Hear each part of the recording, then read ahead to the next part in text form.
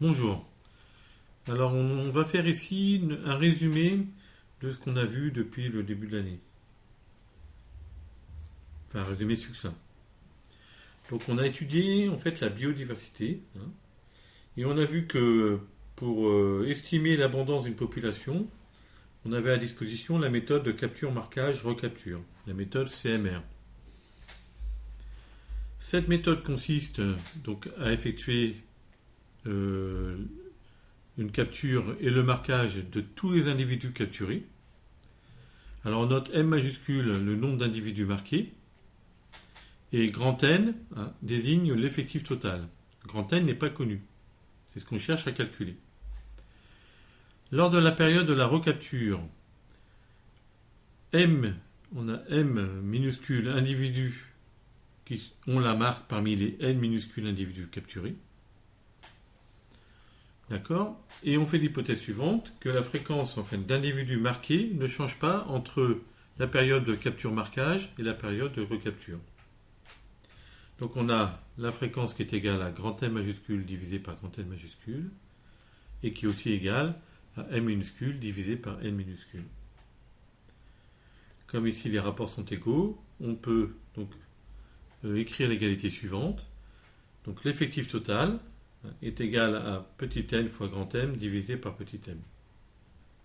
Donc comme petit n, grand M et petit m sont connus, on peut calculer l'effectif total et estimer donc l'abondance d'une population.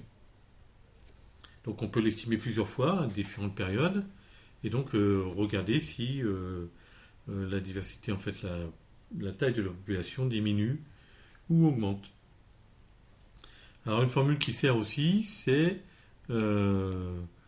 l'effectif total, grand N, est égal au nombre d'individus marqués lors de la période de capture-marquage divisé par la fréquence.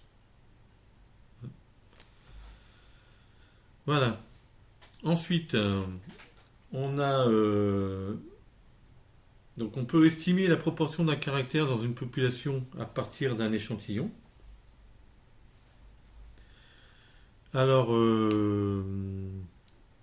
ce qu'il faut connaître, c'est que l'intervalle de confiance est égal à la fréquence moins 1 sur racine de n et la fréquence plus 1 sur racine de n, où n est la taille de l'échantillon d'une population qu'on a capturée, et f ou p est la fréquence ou la proportion du caractère que l'on étudie.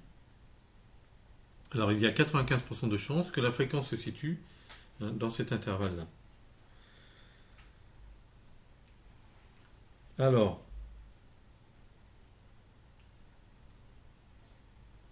pour un niveau de confiance donné, plus la taille de l'échantillon est grande, plus l'estimation est précise.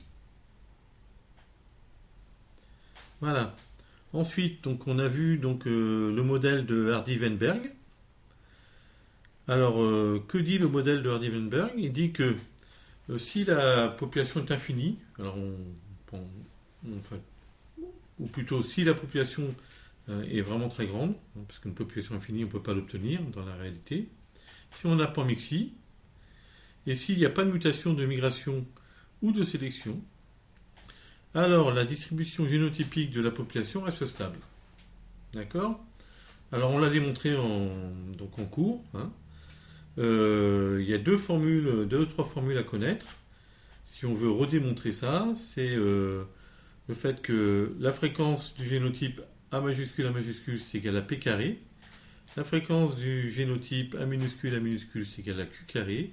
Et la fréquence du génotype A minuscule c'est 2PQ, où P est la fréquence de l'allèle A majuscule et Q la fréquence de l'allèle A minuscule.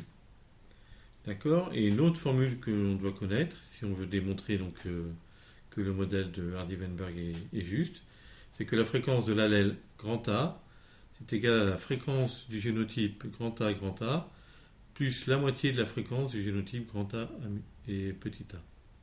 Voilà, ou cette égalité-là, qui revient au même.